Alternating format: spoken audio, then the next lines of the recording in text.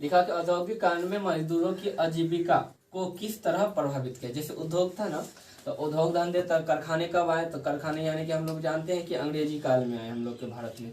तो उस समय क्या थे कि हथकरघा थे, लोग हाथों से काम करते थे। किससे काम करते थे? हाथों से काम करते थे। तो उस समय लोग सोचते थे, यानी कि क्या होते थे, जब कंपनी आई, कारखाने आए ना, तो जो घर में उद्योग चलाने वाले व्यक्ति कारखाने में मजदूर बन गए। कहाँ मजदूर बन गए? कारखाने में जाकर वो मजदूर बन गए। उन्हें मजदूरी के काम करनी पड़ती थी। कहाँ?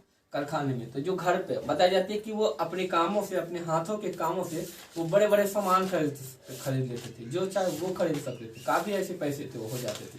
पर जो वो यानी कि मजदूरी करना शुरू कर दिए, तो उनकी आजीविका पे प्रभाव पड़ा। क्या पड़ा? प्रभावित किए उन्हें। यानी बताई जाती कि वो काफी ऐसे वस्तु है कि खरीद नहीं पा रहे थे।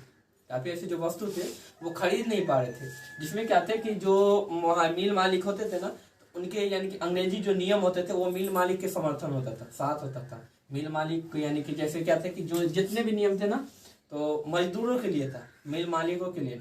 मिल मालिकों जैसा नियम बनाते तो ऐसा होते थे। वहां तक बताई जाती कि वहाँ महिलाओं एवं बच्चे भी काम करते थे।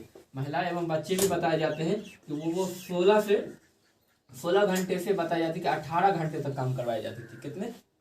16 घंटे से 18 घंटे तक। और ये तंग तंग आ गए थे। तब ना हम लोग सुने होंगे औद्योगिक क्रांति के खिलाफ भी गांधी जी क्या किए थे? संघर्ष किए थे, क्रांति की थे एक बार। ठीक है, जैसे अहमदाबाद में हुई। अहमदाबाद में 1900 यानी कि 18 में हुआ था ना, क्रांति हुआ था ना, जो जिसमें बताया जाता कि मिलों के खिलाफ किया गया था, कारखाने के लिए। शायद ये समझ में आ गई होगी। औद्योगिक क्रांति मतलब कारखाने को लेकर मजदूरों यानी कि मजदूरों की आजीविका पे किस प्रकार ये इन्होंने प्रभावित किया। तो मजदूरों के आजीविका पे ही प्रभावित किया, क्योंकि हर एक काम ऐसे कुछ ऐसे भी चीजें थी जो मजदूर खरीद नहीं पा रहे थे, क्योंकि वेतन कम मिलती थी, काम ज्यादा करनी पड़ती थी। कंप्लीट समझ में आ गई? क्या है दांडी यात्रा के उद्देश्य? तो दांडी यात्रा के उद्देश्य क्या था? दांडी यात्रा हम लोग जानते हैं नमक कानून। ठीक है, नमक कानून को तोड़ने के लिए यानी कि चलाई गई थी। तो यही तो एक उद्देश्य है। पहला नंबर हम लोग जानेंगे, उस समय कहा गया था, यानी कि उस समय क्या था कि नमक की रेट भी क्या थी? काफी हाई थी। ठीक है, हाई मतलब ज्यादा थी। और ये बताया जाता है कि ये 12 मार्च से चला। ये कब से चला? ये 12 मार्च यानी कि 12 मार्च से चला। और ये कब तक चला था? 12 मार्च से ये 6 अप्रैल तक चली। कब तक चली? 6 अप्रैल 1930 तक चली। 1930 से स्टार्ट हुआ, 1930 तक चली। और ओनली बताया जाता है कि ये 24 दिन चलाई गई। ये यात्रा कितने दिन चलाई गई? कितने दिन? 24 दिन ये यात्रा चलाई गई। और 24 दिनों में बताया जाता है कि 241 मील दूरी तय की गई। कितने?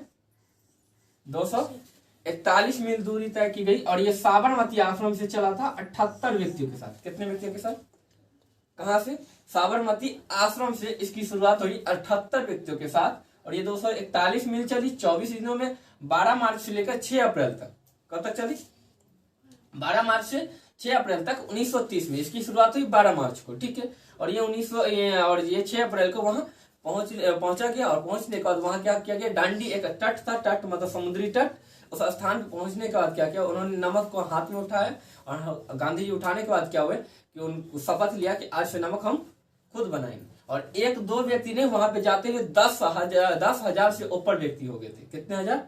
10,000 से भी ऊपर व्यक्ति हो गए थे। और बताई जाती है कि लास्ट में क्या किया, यानी कि अंग्रेजों ने लगभग 8,000 व्यक्तियों को गांधी जी के साथ जेल कर दिया गया था।